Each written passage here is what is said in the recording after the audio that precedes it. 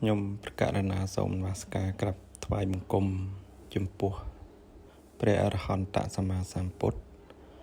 មុនលើដោយព្រះធម៌និងព្រះអរិយសង្ឃដោយសេចក្តីគោរពជ្រះថ្លាសពកាលសូមចម្រើនពរញាតិញោមពុទ្ធបរិស័ទទាំងអស់គ្នាដែលកំពុងតែតាមដានទស្សនានៅវីដេអូនាដែនដីពុទ្ធភូមិនៅក្នុងគណៈពេលនេះនៅទីកន្លែងនេះពុទ្ធបរិស័ទអ្នកធ្លាប់និមន្តនឹងជើញទៅប្រទេសឥណ្ឌានឹងស្គាល់ថាជាកន្លែងអីបងកន្លែងនេះជាទីឋានដែលព្រះសម្មាសម្ពុទ្ធព្រះអង្គទ្រង់ត្រាស់ដឹងនៅសព្វញ្ញុតញ្ញាណគឺជាទីកន្លែងដែលព្រះពុទ្ធទ្រង់ផ្ដាច់បង់នៅកិលេសអកុសលទាំងឡាយក្នុងចិត្តសន្តានរបស់ព្រះដ៏មានព្រះភិក្ខនៅត្រង់មណ្ឌលពោធិព្រឹក្សត្រង់ផ្ចិតផែនដីនៅក្នុងទីកន្លែងនេះបងហើយពុទ្ធបរិស័ទក៏ដូចជាព្រះសង្ឃបាននិមន្តនឹងជើញមកចូលរួមនៅក្នុងទីកន្លែងនេះដើម្បីជាការបូជានៅព្រះគុណរបស់ព្រះសម្មាសម្ពុទ្ធហើយញាតិញោមទស្សនាមើលនៅទស្សនវិជ្ជានេះទៅក៏ដឹងថាមិនមែនមានតែខ្មែរយើងទេបងគឺមានគ្រប់ជាតិសាសន៍ទាំងអស់ដែលជាអ្នកស្រឡាញ់គោរពរាប់អានព្រះពុទ្ធសាសនាបងហើយនេះត្រង់មណ្ឌលពោធិព្រឹក្សបងនៅទីកន្លែងដែលព្រះអង្គត្រាស់ដឹងនេះហើយនេះពុទ្ធបរិស័ទខ្មែរយើងនៅជាប់ជាមួយនឹងខឿនបច្ចេកដីដែលកំពុងតែរៀបចំពិធីបូជានៅគ្រឿងសក្ការៈផ្សេងមានផ្កាស្រស់និងគ្រឿងក្រអូបជាច្រើនស្បង់ស្បៃត្រៃចីវរបូជាចំពោះព្រះគុណរបស់ព្រះសម្មាសម្ពុទ្ធដោយការនឹករលឹកជ្រះថ្លានឹងទីកន្លែងដែលព្រះសម្មាសម្ពុទ្ធព្រះអង្គធ្លាប់គង់អាស្រ័យនៅព្រះអង្គទ្រង់ផ្ដាច់បង់នៅកិលេសអកុសលដែលជាសឹកសត្រូវក្នុងចិត្តសន្តានរបស់ព្រះសម្មាសម្ពុទ្ធអស់នៅទីកន្លែងនេះណាបងអញ្ចឹងព្រះអង្គគង់នៅទីកន្លែងនេះពេលដែលព្រះអង្គបានត្រាស់ដឹងនៅទៀបកុលពោធិព្រឹក្សបន្ទាប់ពីសមុច្ឆេទកិលេសដោយមគ្គក្រមមណ្ឌលពោធិព្រឹក្សនេះព្រះអង្គគង់7ថ្ងៃនៅក្រមមណ្ឌលពោធិព្រឹក្សផងហើយបន្ទាប់មកព្រះអង្គក៏ទ្រង់យាងទៅឈរនៅទីកន្លែងមួយនៅក្បែរនឹងដែរហៅថាអនិមិសកចេតិយព្រះអង្គទៅឈរសម្លឹងមកព្រះពោធិព្រឹក្សនឹងដោយមិនប្រព្រឹត្តភ្នែកអស់រយៈពេល7ថ្ងៃព្រះអង្គសម្លឹងមើលមកព្រះពោធិព្រឹក្សអស់រយៈពេល7ថ្ងៃទ្រង់សោយនៅវិមុតតិសុខហើយបានសប្តាហ៍ទី3គឺព្រះអង្គទ្រង់យាងមកកាន់ទីចង្ក្រមនេះកាន់ទីចង្ក្រមនៅក្បែរនឹងទីកន្លែងនឹងដែរនៅជាប់ខឿនបច្ចេកដីនឹងដែរបងទីចង្ក្រមណាបងចាំមើលតិចទៀតហើយញាតិញោមនឹងបានដើរទៅមកខាងទៀតនឹងដល់កន្លែងទីចង្ក្រមហើយឥឡូវនេះយើងកំពុងតែបូជានឹងវេគ្រឿងសក្ការៈផ្កាស្រស់និងគ្រឿងក្រអូបចីវរអីជាដើមហ្នឹងវេហើយយើងនឹងលើកផ្កាទាំងអស់ហ្នឹងយកទៅបូជានៅគល់ពោធិព្រឹក្សហើយបន្ទាប់មកយើងយកទៅបូជានៅទីកន្លែងរតនចង្ក្រមដែលជាសប្តាហ៍ទី3បងណាព្រះអង្គទ្រង់និមន្តចង្ក្រមអស់រយៈពេល7ថ្ងៃដែរបងនៅក្នុងសប្តាហ៍ទី3ហ្នឹងណាបងព្រះអង្គទ្រង់និមន្តចង្ក្រមនៅរតនចង្កមៈហ្នឹងបងនៅតិចទៀតញាតិញោមនឹងបានតែឃើញហើយការរៀបចំបូជាផ្កានៅទីកន្លែងហ្នឹងគឺណាមើលទៅស្អាតណាញាតិញោមបងស្អាតហើយបានសប្តាហ៍ទី4គឺនៅក្បែរនឹងដែរនៅផ្ទះកែវដែលទេវតានិមិត្តព្រះអង្គទ្រង់គង់នៅក្នុងផ្ទះកែវហ្នឹងក៏ពិចារណានៅ ព្រះអភិធម្មបង7ថ្ងៃដែរបងត្រង់គង់សោយនៅវិមុតតិសុខប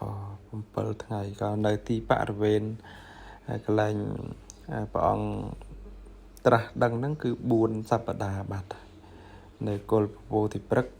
1សប្តាហ៍នៅអនិមិសកចេតិយ1សប្តាហ៍នៅទីចង្ក្រម1សប្តាហ៍ព្រះអង្គនិមន្តចង្ក្រមណាបងហើយនឹងនៅផ្ទះកែវព្រះអង្គទ្រង់គង់ពិចារណានៅបឋាន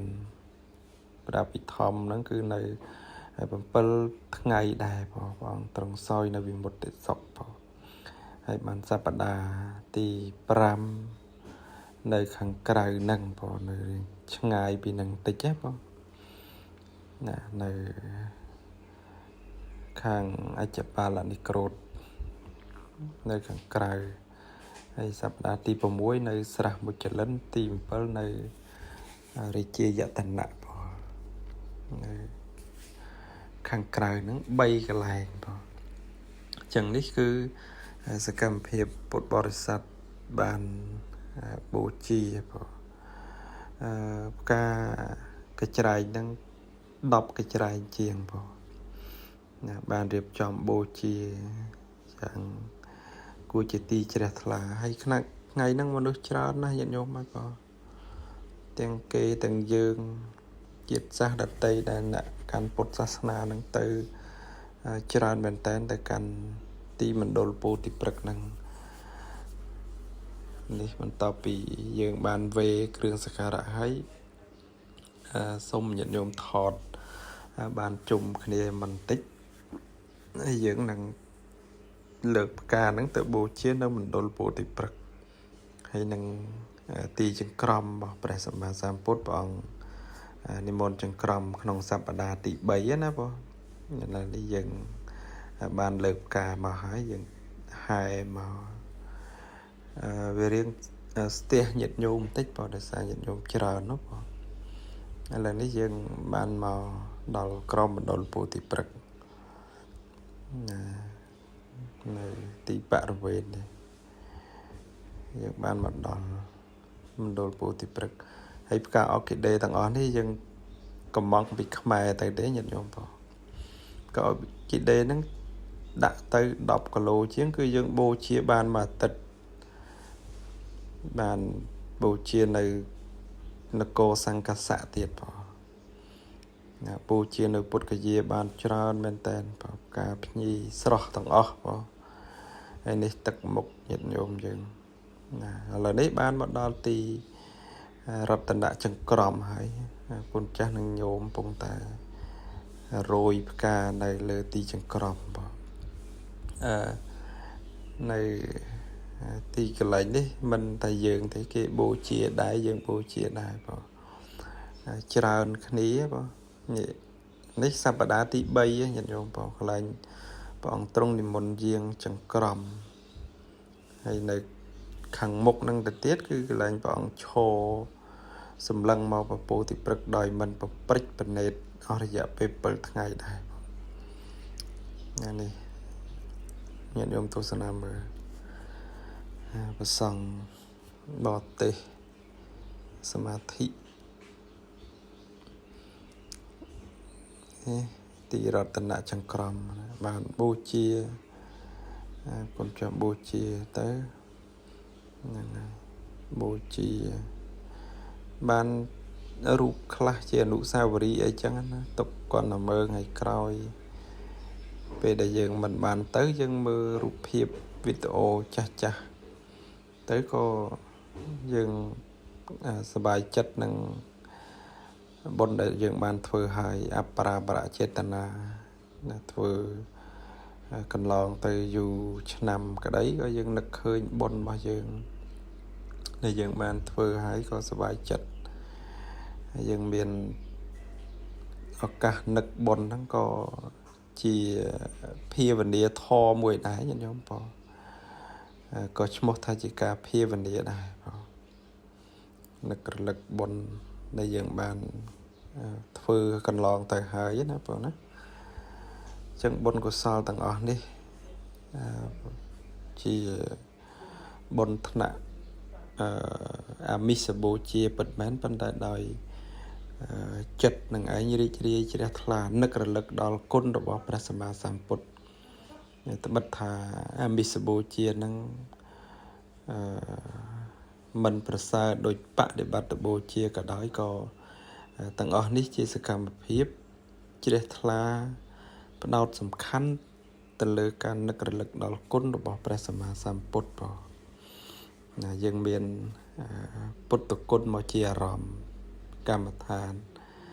នឹករលឹកដល់គុណព្រះអង្គដែលព្រះអង្គជាប្របីតាវិវត្តៈនៃយើងជាសាវកព្រះអង្គបានរួចផុតចាកកិលេសដែលជាសត្រូវដល់ចិត្តសន្តានរបស់ព្រះអង្គហើយនៅឡើយតែយើងទាំងអស់គ្នាជាពុទ្ធបរិស័ទនេះក៏យើងឃើញពីគុណតម្លៃ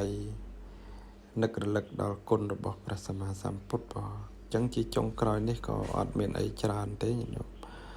មានតែលើកបុណ្យកុសលគ្រប់សពបែបប្រការប្រកេនដល់កណាគុណចាស់ចែកជូនដល់ញាតិញោមទាំងអស់គ្នានឹងសូមកើតជាតិណាមុននឹងដល់ទីបំផុតនៃទុក្ខនឹងសូមឲ្យជាអ្នកមាននៅបញ្ញាសមាទិដ្ឋិយល់ត្រូវយល់ត្រង់ណាកុំឲ្យផ្លត់ទៅកាន់មិច្ឆាទិដ្ឋិបងសូមឲ្យមាននៅទីបំផុតពលគឺមាននៅបញ្ញាបានជាបច្ច័យរួចផុតចាកទុក្ខណាគ្រប់ព្រះអង្គគ្រប់គ្នាក្នុងផតកັບនេះណាញាតិញោមបងសូមអនុមោទនាបុណ្យកុសលគ្រប់ព្រះអង្គគ្រប់គ្នាសូមអនុមោទនាបុណ្យសូមឲ្យបានជាបច្ច័យបាននៅសច្ចធម៌រួចផុតចាកទុក្ខគ្រប់ព្រះអង្គគ្រប់គ្នាបងសូមអនុមោទនា